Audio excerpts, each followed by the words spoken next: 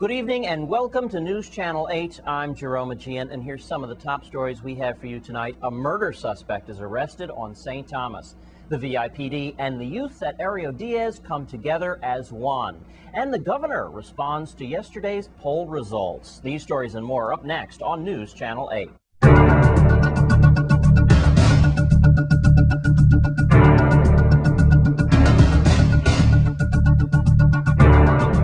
In our top story tonight, the Virgin Islands Police Department has arrested a murder suspect in the killing of Jabaro Nibs, who was shot and killed near the basketball court in hospital ground.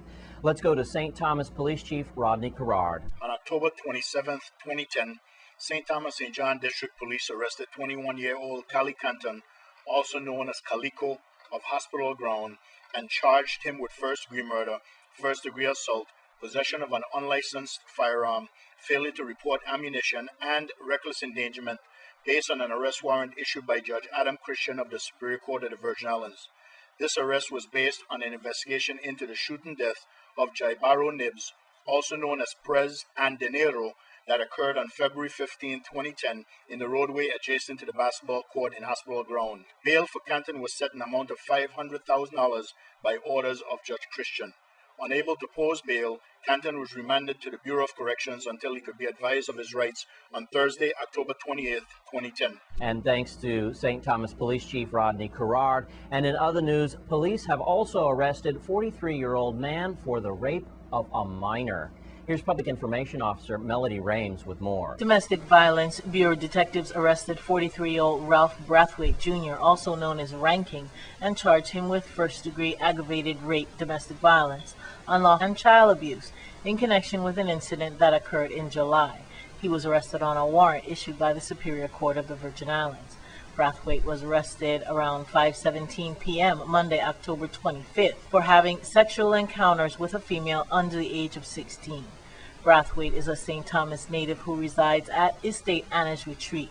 His bail was denied due to the domestic violence charges, and he was remanded to the custody of the Bureau of Corrections, pending further court action. And thanks for that information from the Public Information Officer Melody Rames of the Virgin Islands Police Department. And what a difference 24 hours has made in Ario Diaz's housing community. News Channel 8's Wes Small returned to the area to find the relationship between the Virgin Islands Police Department have gone from hostile to friendly. They even squared off in a basketball game between the police and some of the local youths. Thanks a lot, Jerome. We're at Ario Diaz as the police continue their initiative with their cleanup. Here with Deputy Chief Howell, we're going to get right to it. Boy, they've really beaten back that bush. You want to thank WAPA and Public Works. The chief is also going to talk about the light slowly but surely coming back. And for the first time, these kids here, the youth, are starting to feel like they belong, and the vibes are different. Look over here where we got the VIPD. I think they're getting beat, but I don't know what's going on. And the guys are having a good time.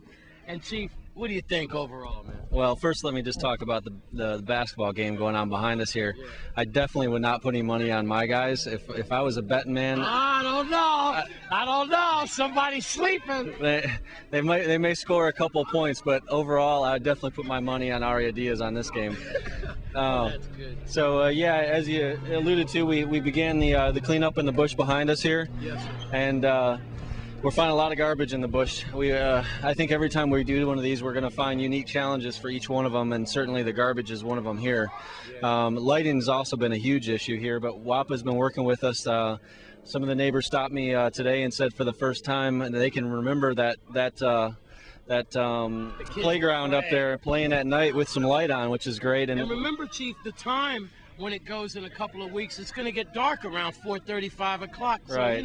So that's a real blessing. I think that's a huge thing. And we still got another light over there. I want them to replace. It'll be directly above the playground there. But they've replaced them, throughout the community as well. And we've still got our challenges here in the ballpark, or in the right where we're standing is all these lights are out, and we're going to have to continue to work with VI Housing to get those back on, and hopefully, the community will stay together and make sure they don't get knocked out again. But overall, we also we've got 2 abandoned cars we're going to be hauling out of here today. They're just mosquito magnets, breeding ground for mosquitoes. So we'll get rid of those. And overall, I think it's been a good operation. I'm happy with it. I've been stopped by a number of the residents in here, and they've shaken our hand. They started applauding when the heavy equipment comes in, and that's a good feeling. So it's definitely making a difference, and we're going to continue this operation, and we'll stay in this for the long haul. Well, you know what? One thing, we're going to end on a good note, because I think I just like it that the VIPD and the and the kids are having a good time. But Ariel Diaz, I think you're losing. Hey, we're having a good time today, and that's what it's all about, good community relations. You and Chief Benta, Melody Rames, your entire staff should be very thanked, and I could already see the vibrations around here are a lot different in 24 hours. Y'all be careful when you're back in the bush, and continue to work with these kids. Chief, y'all are doing a good job, and I know we'll be to more housing communities in the next few weeks. But Ariel Diaz has really been a challenge. With Deputy Police Chief Hal, here we are at Ariel Diaz, thumbs up. It's the VIPD and the community working together. That's a win-win situation. I'm Wes Small for News Channel 8. Thanks, Wes, for that report. Well, we can see there that the VIPD apparently did beat the youths, but from what we understand, there is a game set for a rematch. So the Virgin Islands Police Department better look out. I'm sure those guys are going to be practicing for a big game coming up. Well, and Governor John DeYoung has come out with his reaction to yesterday's poll results. Let's take a look. So tell me about how you came to the conclusion that the race is being dominated by Governor John DeYoung and Lieutenant Governor Greg Francis. Our approach to polling has been a balanced methodology. This is the same approach and methodology that we used back in 2006 with great success and with incredible accuracy.